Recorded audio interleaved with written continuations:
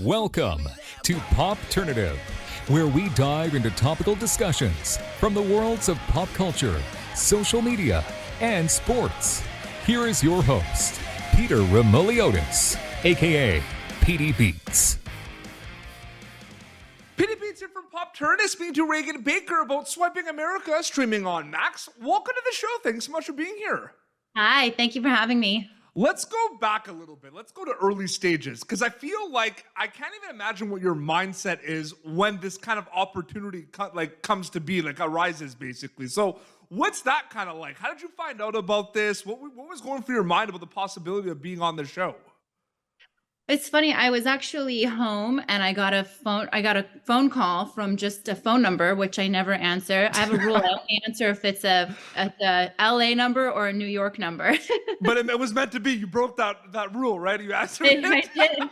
Yeah, and it was this woman and she's like, "Hi, I'm a casting director. I'm casting for a TV show right now. Someone gave me your information and thought you'd be good for this show." She explained the concept of the show. And it was early spring 2021. So I'd been locked up in my apartment for a while and I was pretty bored, and, it caught my attention.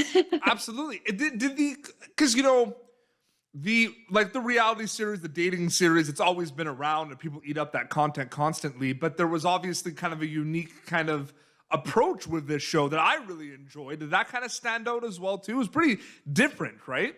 Yeah, they definitely hooked me with both the network that it was on and the concept sounded very different and unique, smart. It sounded very smart. They promised me up and down that it would not be drama, trashy, getting drunk and catfighting kind of thing. And so, I've always been someone who takes big risks and big swings, and I love a challenge. I love a weird unknown territory. And so I was really excited about this idea from the gate. And I feel like it's official. You're going to be on the show. You're going to go film it and everything. What are those first kind of couple of days like? Meeting all the other people that you're going to be on the show with? What's that kind of like? I feel like it's a lot, right? I feel like you might not be able to process it fully in the first week or so. Yeah, it was really funny. We met briefly during a chem test, which had, there were about 10 of us, I think, and they narrowed it down to the 4. And when they told us who the final 4 were, they told us not to speak to each other. They didn't want us to get to know each other before we were on camera. And that first day we traveled to Asheville. It was a long day of travel and we were, we had all packed way too much. So we were really tired from the day of travel. And I remember Kesun and I looked at each other at the end of the day. It was 10:30 at night. We made a look at each other like, whoa. And I said to her, "I see in your eyes what I feel in my heart." It was a lot. It was overwhelming, but it was also super exciting. And there were definitely moments where we were not sure what we had gotten ourselves into, but it was thrilling and exciting. And that's life. And I think naturally that's always going to happen. You go to this opportunity and, you really don't know what's gonna be there, what it's gonna be like, right? But it's kind of fun to think about that a little bit, right? Yeah, exactly. I do find it interesting as well because, a lot of, reality TV and, competition shows have this, but I think this show, Swiping America, does this the best, in my opinion. During the pandemic, obviously, everyone was doing a lot of self-reflection, figuring things out, kind of taking a step back and kind of figuring out what the next step is and what they want to do and everything. And I watch a show like this and I find it very interesting because I just get that vibe of yourself and your other castmates, just self-reflection the whole time, figuring things out, trying new things and everything. So I feel like this show becomes a lot more relatable because during the pandemic, we were doing all that for 3 years because we had the time. Do you think about that at all? The self-reflection component of Swiping America? Absolutely. Yeah. I'm a big learner. I'm really on a mission to have an education. I talk about being homeschooled on the show, and I think I've been looking for an unconventional education my whole life. And this show was one of the biggest educations I've ever had in my life.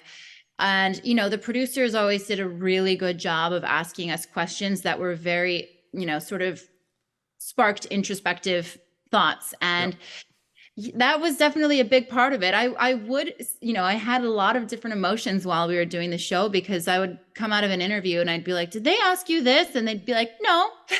And so it would make me think like, oh my gosh, they're asking me specific questions. They're not just asking 10 questions to each of us.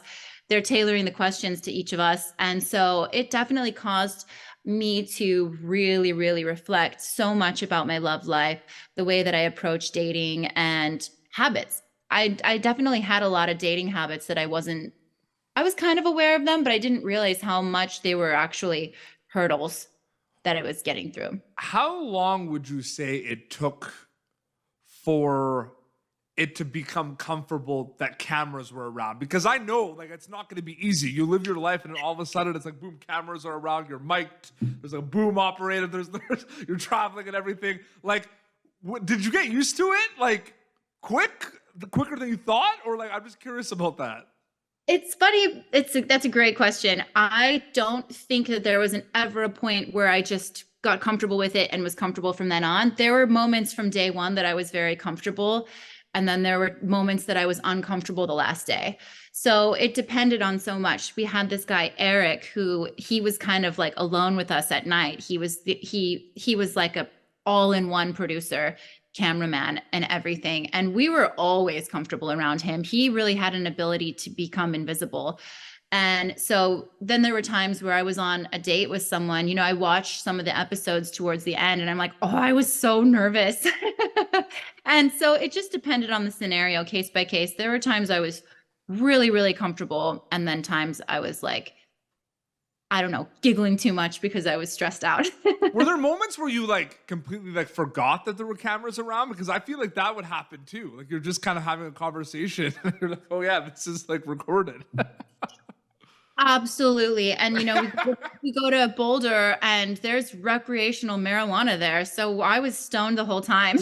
I was like, I'm smoking a joint. And then I realized I'm like, oh shit, my mother's going to watch this. Sorry to swear. No worries. You can swear. It's fine. I find it interesting too, though, because Max has such an amazing kind of audience and platform, and people instantly kind of get to see it. What's that kind of been like? Because episodes are rolling out on Max. What's that been like for your family and friends? Like the episodes kind of finally being available to see. It's interesting. I've had so much support and enthusiasm coming from the people in my life, and I had dinner at Odeon the other night. I don't know if you know that restaurant in New York.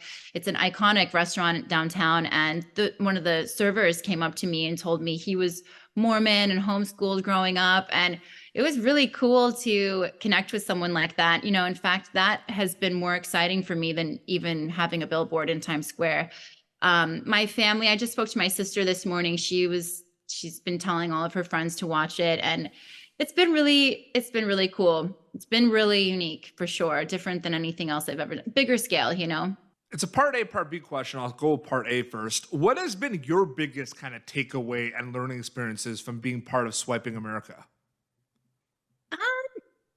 I think my biggest takeaway is just a reminder that doing these huge risks and sort of free falling into an unknown territory of something you've never done before, it's really rewarding. There are definitely consequences, but it's very incredibly rewarding. And I think that's what life is all about. And it just kind of reminded me to keep doing that. Keep saying yes to things that are like kooky and weird, and you don't have control over everything in your life. And yeah, I guess that. And then part B, before we wrap up, would be, what are you hoping the audience takes away from watching your show specifically? Because there's a lot of things. I think self-reflection, learning, risk, like you said, but anything else specifically? Friendship. I mean, friendship was just, the friendship you see is real. It's so dynamic and electric to watch, the four of us. It's so special for me to watch and remember those moments. That was definitely the best part of the show. We were just having a blast together the whole time. And we've stayed in touch. We talk all day long, every day. We have a group thread that is actually probably really annoying to some people when they're busy. They probably have all the notifications, ding, ding, ding. Yeah. Yeah. So it's been so special to experience this with the three of them. And be there for each other during the highs and the lows. And yeah, friendship is everything. Absolutely. And episodes of Swiping America are rolling out on Max, so they can check it out. Reagan, so great chatting with you. Thank you so much for your time. Oh, thank you for having me. Your Instagram account, if people want to keep up to date with everything, can you plug it quickly? Yes, it's at Reagan, REAGAN .Baker, BAKER _ Awesome. Well, this has been Pop Turnitive, youtube.com/PopTurn for previous episodes. PopTurn.com has other content as well. You can, of course, catch Reagan Baker in Swiping America, streaming on Max. Until next time, this is Reagan. Oh my God, a little friend. What's the name? Mosey. And until next time, this is Reagan Baker, Mosey, and Petey Beats signing off. Thank you for tuning in to Pop Turnitive. Make sure to check out our past episodes of Pop Turnitive on YouTube. Be sure to like Pop Turnitive on Facebook and follow us on Twitter. This has been an Autograph Communications production.